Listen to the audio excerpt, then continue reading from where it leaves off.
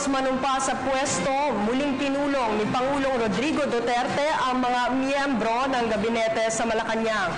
Ito ang ikalawang pagkakataon na magsagawa o nagsagawa ng cabinet meeting matapos ang unang pulong noong June 30 o ang araw ng panunumpa sa tungkulin ng Pangulo at gabinete.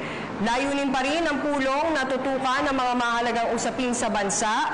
Ayon kay Presidential Communications Secretary Martin Andanar, naging agenda ng pulong ang kahandaan sa epekto ng La Nina, agrikultura at ang mainit na usapin sa iligal na droga.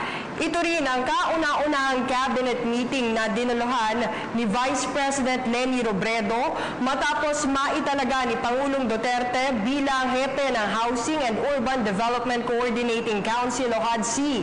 Bago ang pulong, nagkaroon muna ng orientation workshop si Vice President Leni Robredo at iba pang cabinet members. Sa pagdating ni VP Robredo, sinalubong ito ni Executive Secretary Salvador Medialdea at ni Department of Transportation Secretary Arthur Tugade. Ako po si Cathy San Gabriel. Subscribe na sa PTV YouTube channel. I-click lang po ang subscribe button.